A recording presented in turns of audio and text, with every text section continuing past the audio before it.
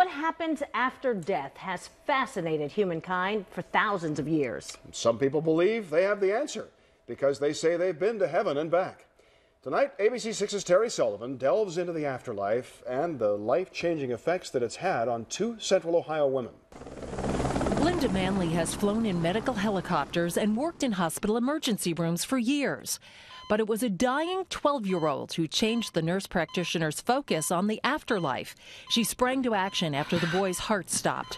What the child revealed later shocked them all. He knew these details of his resuscitation he should not have known. The boy said he was watching from above. One gentleman went in and he said, "Hey, how you doing?" And the little boy looked up at him and said, "Fred, thanks for what you did for me the other day." And he said, "How'd you know my name?" And he goes, "I read your name on your name tag. You were pushing on my chest." And Fred did not have a name tag on when he went up there. And he said, "What do you mean? You were watching me?"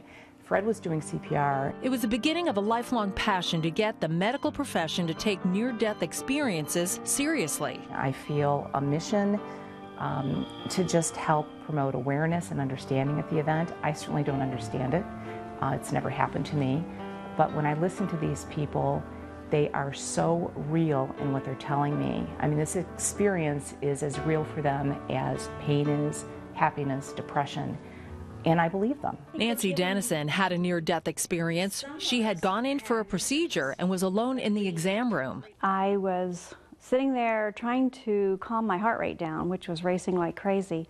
And all of a sudden I felt funny. Her vision went dark. Then she lost her hearing. And the next thing I know, I'm pulling out of my body, just like shrinking, dropping down through my body. And then finally I went whoosh. Dennison says she saw her body slumped in the chair, but then something else caught her attention. I was in total blackness, but I saw a pinpoint of light in the distance. And when I saw the light, I said to myself, "Oh, I know what this is. I'm supposed to go into the light." And as soon as I had that thought, like the light came to me, I was engulfed in light. And it was that unconditional love and bliss and just the most wonderful love that you could imagine. Manley says Dennison's experience is one she's heard from patients and people many times before. There's unconditional love, unconditional warmth. They do not want to be separated from the light. And that's probably the one element out of them all, but they feel, you know, that their life is a gift and they're here for a reason. And they do come back with a mission. And that is real. It is honestly to care about other people. Dennison says there's a reason she had to come back. I think that what near-death experiencers, all of us, teach us, without question, consciousness continues after we leave these physical bodies.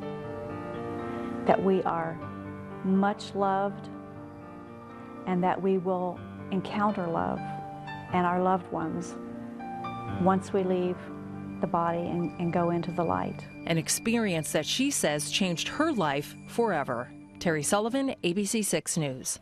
I really love these stories. I mean, you can have faith and you believe, but it is nice to get a little reassurance. Every now and then, It really is. And I just recently, I mentioned I saw that movie, Heaven is Real, based on a book, a true story, but just phenomenal stories that people have when you really look into this. Yeah, absolutely. And even if you don't have a lot of faith, it's pretty hard to ignore their accounts, you know. Absolutely. And how do you explain the things that they heard and saw when they were technically dead? Exactly. Well, interesting Glad stuff. we could bring that to you tonight. It's a great story. For sure.